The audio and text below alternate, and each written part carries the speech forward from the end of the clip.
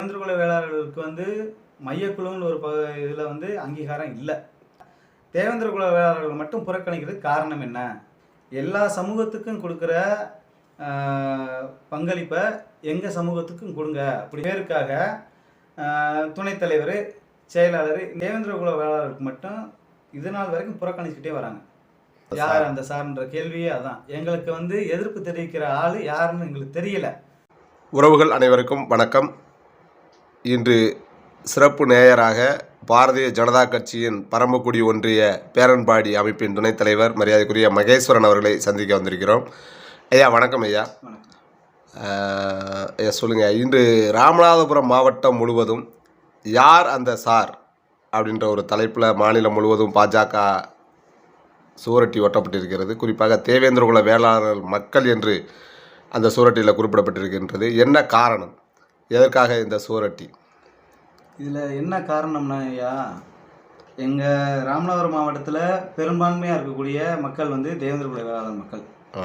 அதற்கப்புறம் முக்குலத்துறை சமுதாயம், அடுத்து இஸ்லாமிய சமுதாயம், அதற்கு அடுத்த யாதவர் சமுதாயம், இப்படி ஒவ்வொரு மக்கள் தொகைக்கு அடிப்படையில் இருக்கிறாங்க. இதில் பாரதிய ஜனதா கட்சியில் பெரும்பான்மையாக இரு பெரும் சமூக பொறுப்பாளர்கள் இருக்கிறாங்க. இதில் மையக்குழுன்னு ஒரு கட்டமைப்பு இருக்குது. எங்கள் கட்சியில் பாஜகவில் மையக்குழுன்னு ஒரு டீமு, பேரன்பாடி ஒரு டீமு, அப்புறம் அணி டீமு, பிரிவு டீமு, இப்படி ஒவ்வொரு இதாக இருக்குது. இதில் மையக்குழுங்கிறது முக்கிய பொறுப்பாளர்கள். அந்த முக்கிய பொறுப்பாளர்களில் தேவேந்திரகுல வேளாளருக்கு மட்டும் இது நாள் வரைக்கும் புறக்கணிச்சுட்டே வராங்க. எந்த மாதிரி புறக்கணிப்பு என்பது எந்த மாதிரியான புறக்கணிப்பு? எந்த மாதிரினா, அவங்களுக்கு அந்த பொறுப்பு வழங்குறது இல்லை. அதாவது தலைவர், 4 பொதுச் செயலாளர், பொருளாளர், இந்த 6 பொறுப்புகள் தேவேந்திரகுல வேளாளர்களுக்கு இடமே இல்லை. இதில் மாவட்ட துணைத் தலைவர், அதாவது ஒரு பேருக்கு இவங்களுக்கும் இந்த சமூகத்துக்கும் பொறுப்பு கொடுத்துருக்குறோம் அப்படின்ற ஒரு பேருக்காக துணைத் தலைவர், செயலாளர் இந்த மாதிரி கொடுத்து அவங்களுக்கும் நாங்கள் பொறுப்பு கொடுத்துருக்குறோம். இப்படி ஒரு கண் தொலைப்பு ஒரு கணக்குக்காக அப்படி கொடுத்து அவங்க இது பண்ணிடுறாங்க. நாங்கள் என்ன கேட்குறோம்னா, எல்லா சமூகத்துக்கும் கொடுக்குற பங்களிப்பை எங்கள் சமூகத்துக்கும் கொடுங்க அப்படின்னு சொல்லி நாங்கள் முறையிட்டோம். இதில் நாங்கள் கட்சியை எதுக்கலை. கட்சியை நாங்கள் இது நாள் வரைக்கும் இருக்க மாட்டோம். கட்சியை வளர்க்குறதுக்கான என்ன வேலைகளோ அதைத்தான் நாங்கள் செய்கிறோம். இப்போ வரைக்கும் அதை தான் செஞ்சுக்கிட்டு இருக்கோம். எல்லா சமூகத்துக்கு கொடுக்குற அங்கீகாரத்தையும் தேவேந்திரகுல வேளாளர் மக்கள் இருக்கக்கூடியவர்களுக்கும் பொறுப்புகளை கொடுங்க அப்படின்றதான் எங்களுடைய கோரிக்கை. நிச்சயமாயா. இந்த பாஜகவில் எத்தனை ஆண்டு காலமாக தங்களுடைய பயணம் இருக்குது? 10 ஆண்டுகளாக. இந்த பாஜகவில் சேரணும் அப்படின்னு உங்களுக்கு ஒரு காரணம் இருந்திருக்கும். இந்த காரணத்துக்காக தான் நான் அதில் சேர்ந்தேன் அப்படின்னு எந்த காரணத்தை நம்ம சொல்லலாம்? அதாவதுங்க, நான் 2016 சுயேட்சையா சட்டமன்ற வேட்பாளராக நான் போட்டிக்கிட்டேன். எந்த கட்சி சார்பா? சுயேட்சையா. சரிங்களா? சரி. அதுக்கப்புறம் ஐயா மோடிஜி தேவேந்திரகுல வேளாளர்களுக்கு மசோதா தாக்கல் பண்ணாருங்கள. அந்த அடிப்படையில் நம்ம சமூகத்துக்கு ஒரு அங்கீகாரம் கிடைக்குது. இங்கே திராவிட இயக்கங்கள் எல்லாமே நம்ம சமூகத்தை புறக்கணிச்சிட்டு இருக்காங்க. தேசியத்தில் நம்ம சமூகத்தை தூக்கி பிடிக்கிறாங்க. ஒரு அங்கீகாரம் கிடைக்குது. அப்போ நமக்கு மருத நிலன்ற ஒரு இதில் இருந்து நம்ம வந்தவங்க, நம்ம பூர்வக்குடி, உளவுக்குடி, இதை நம்ம தூக்கி பிடிக்கிற ஒரு பாரத பிரதமர் தூக்கி பிடிக்கிறாரு. அவருக்கு நம்ம போய் உறுதுணையாக அனுப்போம் அப்படின்ற அடிப்படையில் தான் நான் இதில் பாரதிய ஜனதாவில் என்னை இணைத்து கொண்டேன்.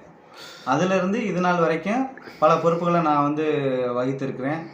இப்போ நான் இன்னும் பின்ன போகிற காலத்தில் பொறுப்புகள் வகிப்பேன். என்னுடைய பங்களிப்பு பாரதிய ஜனதா கட்சியோட வளர்ச்சிக்கு எவ்வளவு முக்கியத்துவம் கொடுக்க முடியுமோ அவ்வளோக்கு என்னோட இந்த சுவரொட்டி ஒட்டுவதற்கான முக்கிய காரணம் அப்படின்னு பார்த்தீங்கன்னா, இப்போ கட்சியில் சரியான அங்கீகாரம் இல்லை என்பது மட்டும்தானா? கண்டிப்பாக. எந்த மாதிரியான அங்கீகாரம் இருக்குது, எந்த மாதிரியான அங்கீகாரம் இல்லை?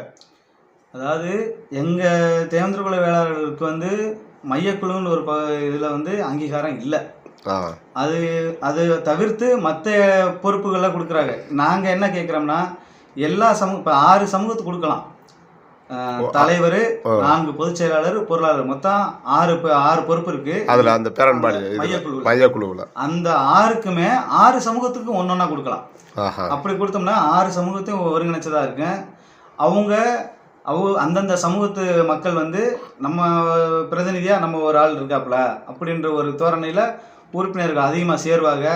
அவங்கள வச்சு பல ஓட் பேங்க் நம்ம சேர்க்க முடியும். இப்படிலாம் நம்ம பார்க்க வேண்டியிருக்கு. இந்த மாதிரி இருக்கிற சூழலில் தேவேந்திர குல வேளாளர்கள் மட்டும் புறக்கணிக்கிறதுக்கு காரணம் என்ன? அதான் எங்களோட கேள்வி. குறிப்பாக யாரையாவது சந்தேகப்படுற மாதிரி அந்த மாதிரி இருக்கா? இவர் தான் இந்த வேலையை செஞ்சுருப்பாங்க, இவங்க தான் இதை தடுக்கிறாங்க அப்படின்னு நம்ம யாரையாவது நாங்கள் அந்த மாதிரி எதுவும் தெரியலைங்கய்யா எங்களுக்கு. அதனால தான் நான் யாருன்னு நாங்கள் கேட்குறோம்.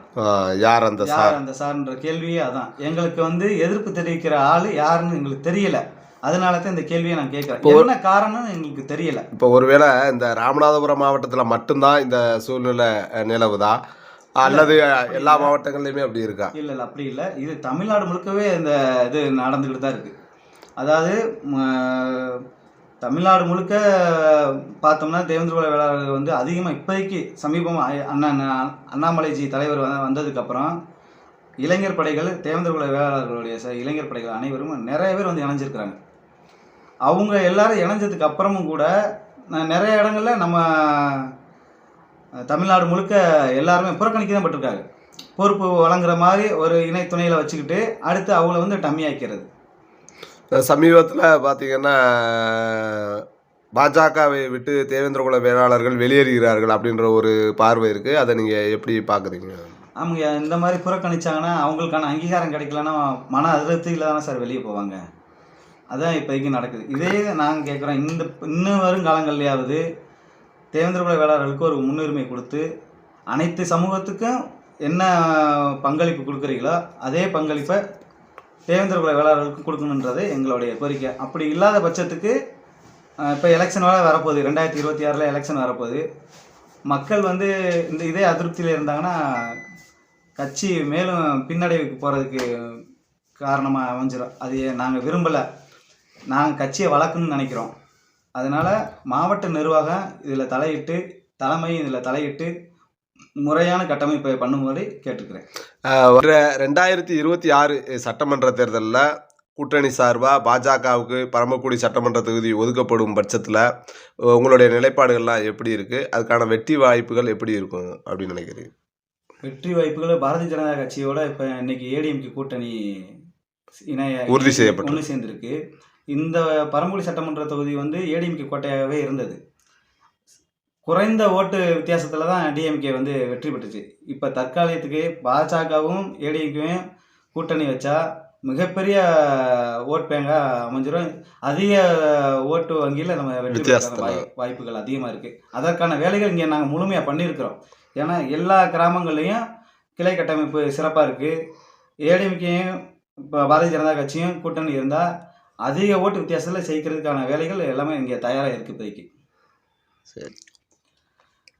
தற்போது இங்கே நம்ம ராமநாதபுரம் மாவட்டத்தில் தமிழ்நாடு முழுக்க இருந்தாலும் சரி, ராமநாதபுரம் மாவட்டமாக இருந்தாலும் சரி, தேவேந்திர குல வேளாளருக்கு முன்னுரிமை கொடுக்கவில்லை என்றால் வருகிற சட்டமன்ற தேர்தல் 2026 தேவேந்திர குல ஓட் பேங்கு குறையும். மக்கள் வந்து